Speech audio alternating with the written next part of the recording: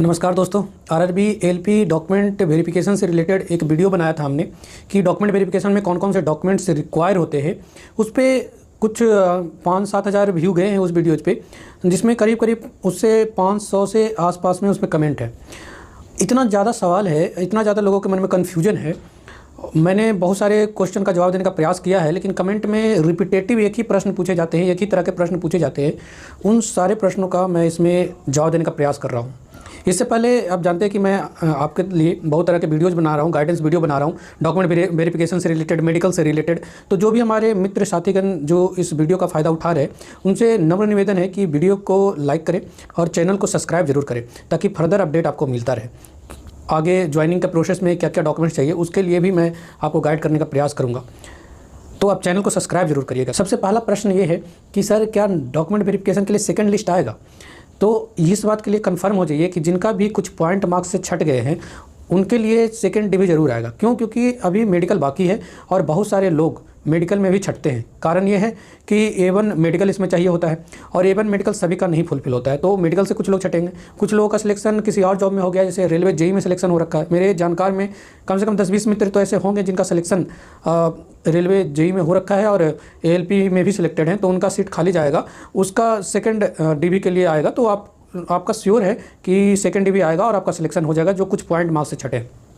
OBC से related देखते हैं। तो सबसे पहले बोलते हैं वो लोग कि हमारा जो फॉर्म भरते समय जो हमने डाला वो बहुत पुराना डाल दिया है, तो क्या वो काम चलेगा?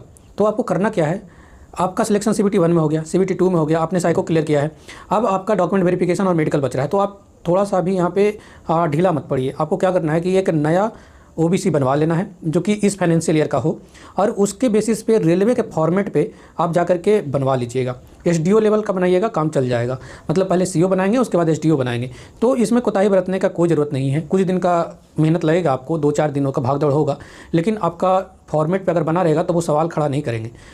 हालांकि रेलवे वाले बोल सकते हैं कि हमको पुराना वाला चाहिए, नया वाला चाहिए। आप जानते होंगे जो डॉक्यूमेंट वेरिफिकेशन के लिए लिस्ट आया है, उसमें भी नीचे लगा रखा है कि आपको पुराना वाला और नया वाला जो OBC है, दोनों एक ही PDF में करके आपको अपलोड करने हैं। मतलब रेलवे फॉर्मेट पे भी आपको बनाने हैं। अब बार बार इस प्रश्न को पूछने का कोई मतलब नहीं बनता है।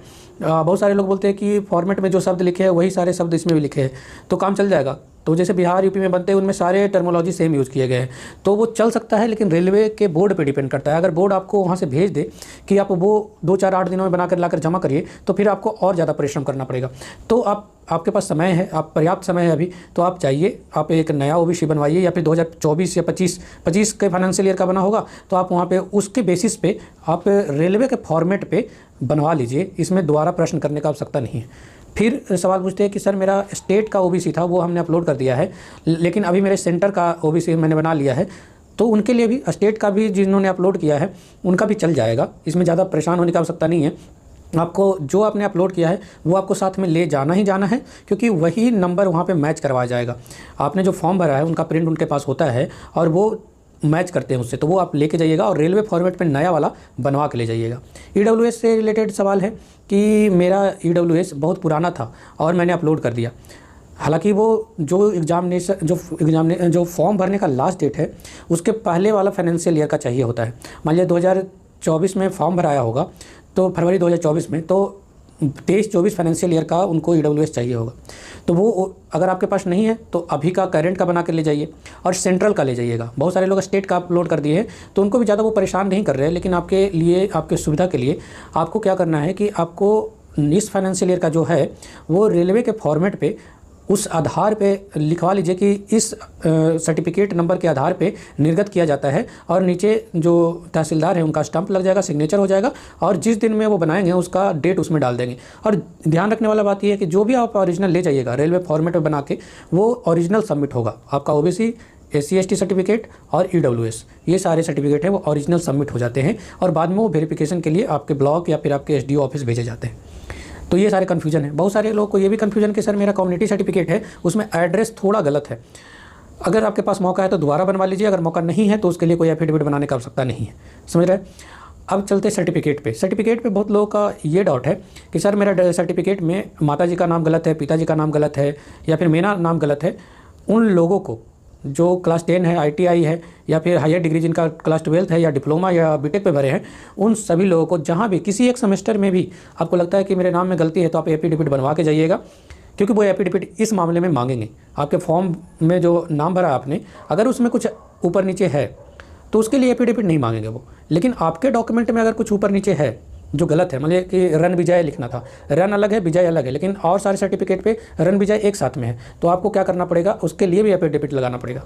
तो आपको अगर कोई भी अल्ट्रेशन है नाम में, आपके नाम में, आपके पिताजी के नाम में, आपके मदर के नाम में, तो आपको इसके लिए भी एफिडेविट बना के जाना है, या नोटरी बनवाइए या फिर एग्जीक्यूटिव मजिस्ट्रेट से बनवा के लेके जाइए। क्योंकि मैंने आपको बताया कि मेरा डॉक्यूमेंट वेरिफिकेशन 1 अगस्त 2025 को था, तो उसमें कुछ ऐसे मित्र थे जो ध्यान नहीं दिए होंगे सर्टिफिकेट में, तो वहाँ पे जिनका भी पाया गया उनको वहीं पे नोटरी या फिर एफिडेविट बनवा के लाने को बोला गया और अगले दिन सबमिट करने को बोला गया।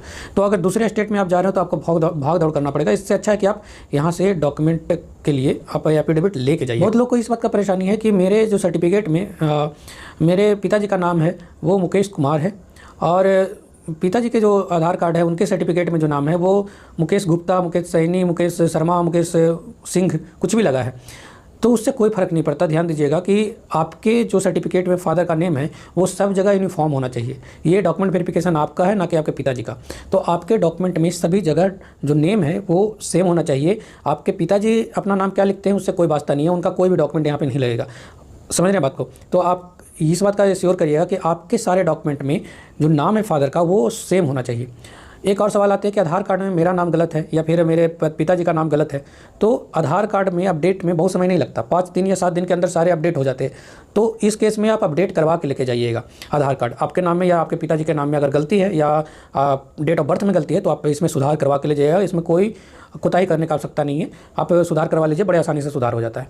हाँ, अगर आपके परमानेंट एड्रेस में कुछ शब्दों में दिक्कत है या फिर कम है या ज़्यादा है तो उससे कोई समस्या नहीं होगा। आपके एड्रेस में ज़्यादा ऐसा कोई समस्या नहीं होगा, तो उस चीज़ के लिए निश्चिंत रहिए। आपका नाम, आपका पिताजी का नाम और आपका date of birth Aadhaar card में मैच होना चाहिए, वो प्रॉपर मैच कर है। एनओसी के रिगार्डिंग, एनओसी में लोग बोलते हैं कि मेरा सर हमने अप्लाई तो किया है, अप्लाई करते टाइम हमने मेंशन तो किया है कि हम गवर्नमेंट एम्प्लॉय है, लेकिन एनओसी नहीं लिए हैं।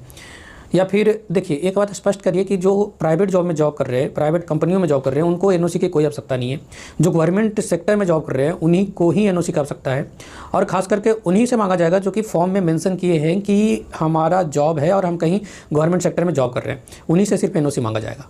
तो अगर आप अगर गवर्नमेंट सेक्टर में जॉब कर रहे हैं और मेंशन किए हैं फॉर्म में, तो आपको एनओसी प्रोड्यूस करना पड़ेगा।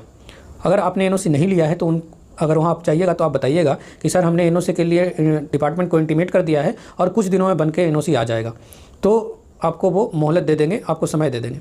हम मान लेते हैं बहुत सारे ऐसे भी कैंडिडेट होंगे जिनको एनओसी मिलेगा ही नहीं, तो उनको क्या करना है, उनसे रिक्वेस्ट करिएगा कि सर जैसे ही हम ज्वाइनिंग करने आएंगे तो हम डिस्चार्ज सर्टिफिकेट या रेजिग्नेशन का एक्सेप्टेंस सर्टिफिकेट हम आपको सबमिट करेंगे। याद रखिएगा क्या बोलना है, डिस्चार्ज सर्टिफिकेट या रिलीविंग सर्टिफिकेट हम आपको जमा करेंगे ज्वाइनिंग के टाइम में, है ना। तो वो मैंडेटरी है, वो एक फॉर्म भरवाएंगे कि आपको इतना दिन का मोहलत दिया जाता है, समय दिया जाता है। तो एनओसी के लिए आप निश्चिंत रहिए, वहाँ पे मांगा जाएगा, आप उनको स्पष्ट करिएगा। कुछ ऐसे भी मित्र हैं जो बता रहे हैं कि हमारे आइडेंटिफिकेशन जो मार्क है वो हमने गलत भरे हैं, अब फॉर्म भरते समय गलत हो गया था, तो उसका टेंशन नहीं है, आपको बायोमेट्री करवाया जाएगा वहाँ पे। जैसे ही बायोमेट्री आप मैच हो जाएगा तो वो अपने तरफ से मॉडिफाई कर देते हैं फॉर्म में कि आपका आइडेंटिफिकेशन मार्क क्या है। अगर आपने गलत भी भरा होगा तो वो सुधार कर देंगे, वो इस बात के लिए आप टेंशन नहीं लीजिए, कोई भी एफिडेविट बनाने की आवश्यकता नहीं है।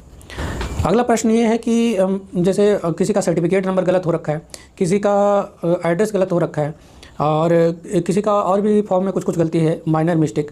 तो देखिए, आपके फॉर्म में मेजर गलती नहीं होना चाहिए। जो बेसिक डिटेल्स है, आपका नाम, आपके माता जी का नाम, आपके फादर का नाम, ये सब गलतियां होगा तो थोड़ा बहुत इशू हो सकता है। बाकी सर्टिफिकेट नंबर ये सब चीज़ें गलती है तो वो सुधार कर देंगे, वो उस बात को समझते हैं कि फॉर्म भरते समय कुछ गलती होता है, बहुत होगा तो एक फॉर्म भराया जाएगा कि हमसे फॉर्म भरने के दौरान ये एरर हुआ, तो इस बात के लिए कोई टेंशन लेने का आवश्यकता नहीं है। आशा करता हूँ कि आपके सारे डाउट्स जो डॉक्यूमेंट वेरिफिकेशन से रिलेटेड थे वो रिजॉल्व हुए होंगे। अगर अभी भी आपको डाउट रह रहा है तो आप कमेंट कर सकते हैं, या फिर हमारे जो टेलीग्राम चैनल है Manish education blogs, Manish edu blogs, जो कि आपके डिस्क्रिप्शन में चैनल का डिस्क्रिप्शन है और वीडियो का डिस्क्रिप्शन है, वहाँ पे लिंक दे दिया जाएगा, वहाँ से जाकर ज्वाइन करिए, वहाँ पे सवाल पूछ सकते हैं, और ज़्यादा ज़रूरत होगा तो मैं आपको पर्सनली गाइड करने का प्रयास करूँगा। और भी कोई सवाल हैं तो आप निश्चिंत होकर के सवाल पूछ सकते हैं, और चैनल को सब्सक्राइब करिए। और क्योंकि वीडियो बनाने में समय लगता है, टाइम लगता है, जॉब करते समय वीडियो बनाना एक भारी टास्क होता है। आपको गाइड करने का प्रयास किया जा रहा है यहाँ पे, तो आप भी सपोर्ट करने का प्रयास करिए। Thank you.